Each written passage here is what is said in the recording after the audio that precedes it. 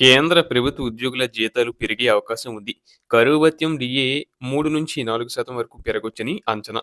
దీంతో పాటు 3 నెలల బకాయిలు కూడా అందనున్నాయి. ప్రస్తుత ఆర్థిక సంవత్సరం ముగియక ముందే కేంద్ర ప్రభుత్వ ఉద్యోగులకు శుభవార్త అందనుంది. అఖిల భారత వినియోగదారుల ధరల సూచిక తాజా గణాంకాల ప్రకారం 2026 జనవరి నుంచి రావాల్సిన కరువు భత్యం పెంపు ప్రకటన దాదాపు ఖరారైంది. మోదీ ప్రభుత్వం ఈ ప్రకటనను మార్చి చివరి వారంలో చేసే అవకాశం ఉందని సమాచారం. ఈ నిర్ణయం మార్చి 31వ తేదీలోగా అమల్లోకి వస్తుంది. ఇక లేబర్ బ్యూరో విడుదల చేసిన డిసెంబర్ 2025 వరకు ఉన్న ఏఐసిపిఐ సూచిక డేటాను నిపుణులు విశ్లేషిస్తున్నారు. ఈసారి కరువు భత్యం 3-4% వరకు పెరగవచ్చని వారు భావిస్తున్నారు. ప్రస్తుతం కేంద్ర ప్రభుత్వ ఉద్యోగులు 58% డిఏ అందుకుంటున్నారు. ఒకవేళ డిఏ 4% పెరిగితే మొత్తం డిఏ 62%కి చేరుకుంటుంది. అయితే మరో అంచనా ప్రకారం డిసెంబర్ నెల సూచిక 148.2 పాయింట్లుగా లెక్కిస్తే డిఏ 60%కి చేరే అవకాశం ఉంది. ఇది ప్రస్తుత రేటు కంటే 2% ఎక్కువ. గతంలో జరిగిన ప్రకటనలను పరిశీలిస్తే కేంద్ర ప్రభుత్వం సాధారణంగా మార్చి చివరిలోనే డిఏ పెంపును ప్రకటిస్తుంటుంది. గత ఏడాది అంటే 2025లో మార్చి 28న 2023లో మార్చి 24న ఈ ప్రకటన వెలువడింది.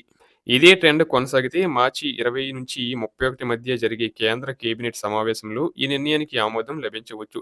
దీనివల్ల దాదాపు 50 లక్షల మంది కేంద్ర ప్రభుత్వ ఉద్యోగులు, 68 లక్షల మంది పెన్షనర్లు నేరుగా లబ్ధి పొందుతారు.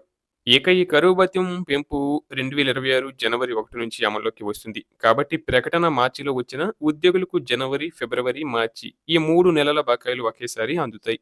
ఉదాహరణకు ఒక ఉద్యోగి మూల వేతనం 18,000 అయితే 3% డిఏ పెంపుతో నెల జీతం సుమారు రూ. 540 పెరుగుతుంది. దీంతో పాటు 3 నెలల బకాయిలు కూడా వస్తాయి. పెన్షనర్లకు కూడా డీర్నెస్ రిలీఫ్ ఇదే విధంగా పెరుగుతుంది.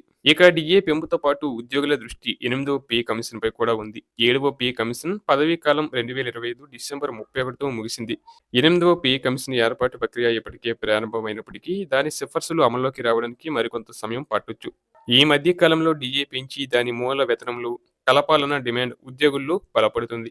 అంతర్జాతీయ మార్కెట్లో అస్థిరత, ద్రవ్యోల్బణం కారణంగా నిత్యావసరాల ధరలు పెరుగుతున్న నేపథ్యంలో మార్చిలో రాబోయే ఈ జీతాల పెంపు కేంద్ర ప్రభుత్వ ఉద్యోగులకు పెద్ద ఊరటనిస్తుందని భావిస్తున్నారు.